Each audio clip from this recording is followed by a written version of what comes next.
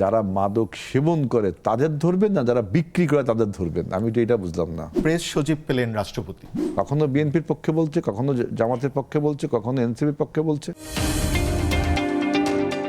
রাষ্ট্রপতির কিছু কথাবার্তা বলেছেন, সেই রাষ্ট্রপতির জবাব রাষ্ট্রপতিকেই দিতে হবে নাকি? তাকেই দিতে হবে না, রাষ্ট্রপতিকে দিতে হবে। এর জবাব তো বিএনপি দিবে না, দিবে? রাষ্ট্রপতি এতদিন কথা বলেননি, এখন কেন কথা বলছেন উনি? এখন কেন কথা বলছেন উনি? আসলে যদি কাউকে প্রশংসা করে থাকে সেটা কি আপনার কাইন্ড অফ প্রভোকেটিভস না? যে ওই যে ওদের উস্কে দিল যে তাহলে রাষ্ট্রপতি মনে হয় বিএনপির পক্ষে, এরকম না? প্রেস সচিব পেলেন রাষ্ট্রপতি। হ্যাঁ, ওই দেখলাম ছিলেন না। জি জি, মানে 18 মাসে আসলে উনি প্রেসের সাথে যোগাযোগ করার যে মেকানিজম, এটাকে অফ করেই রাখা হয়েছিল। আর এখনো তো ওনাদের নিয়োগটা আছে 2028 পর্যন্ত। এখন এখানে আরেকটু দেখেন যে এই যে আমাদের সংসদটা চলবে, এইটা আর কি কেস কার সভাপতিত্বে চলবে? রাষ্ট্রপতির আদেশ দিতে হবে। কিন্তু আমি আজকে পত্রিকায় বললাম, প্রথম আলোতে, যে রাষ্ট্রপতির আদেশ বলে কোনো একজন সদস্য হয়তো সভাপতিত্ব করবে, এরকম একটা কি নিয়ম আছে। সুতরাং রাষ্ট্রপতিকে আপনার প্রয়োজন হচ্ছে এখন, ওই ডক্টরিন অফ নেসেসিটিটা এখন হচ্ছে, আমি দেখলাম। এবং এই সুযোগে যদি রাষ্ট্রপতি এমন এমন কথা বলা শুরু করে যে যদি বিরোধী দলের পক্ষে বলে, বলা যে বিরোধী দল তাকে রেখেছে, অর্থাৎ ওনার একটা ভালো পজিশন তৈরি হয়েছে আমি দেখলাম। কখনো বিএনপির পক্ষে বলছে, কখনো জামাতের পক্ষে বলছে, কখনো এনসিপির পক্ষে বলছে, বা কখনো কারো বিপক্ষে বলছে। উনার কথাটাকে এত ধর্তব্যের মধ্যে আনার কোনো প্রয়োজন মনে করি না।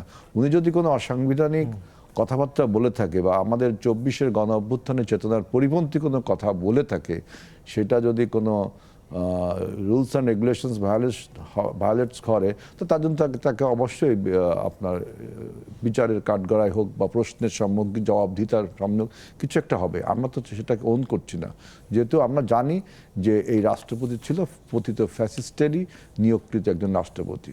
এখন ডক্টরিন অফ নেসেসিটি বলছে, ডক্টরিন অফ নেসেসিটির কারণে তিনি থেকে গেছেন।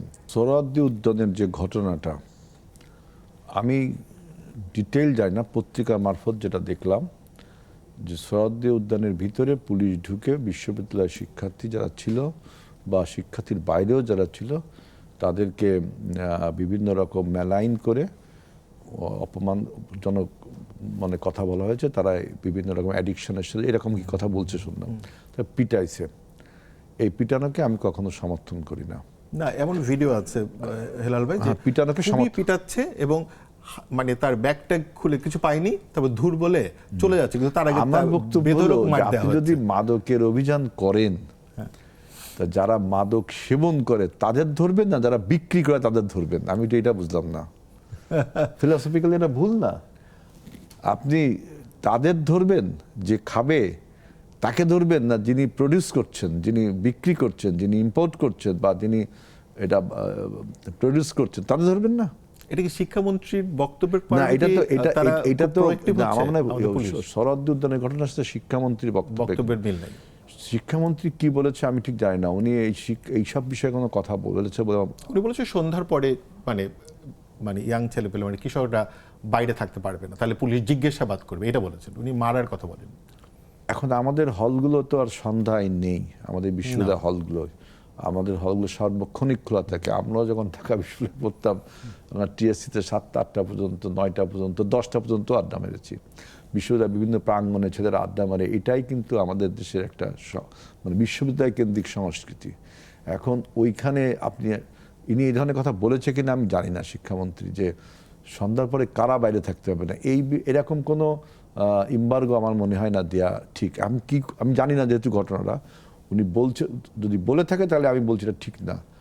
বিশ্ববিদ্যালয়ের শিক্ষার্থীরা, তারা বিশ্ববিদ্যালয় মানে শুধু পাঠকক্ষ, মানে শ্রেণীকক্ষ না, এখানে গ্রুপ স্টাডি হয়, গ্রুপ ডিসকাশন হয়, বিভিন্ন স্যারের সাথে 1-to-1 বৈঠক হয়।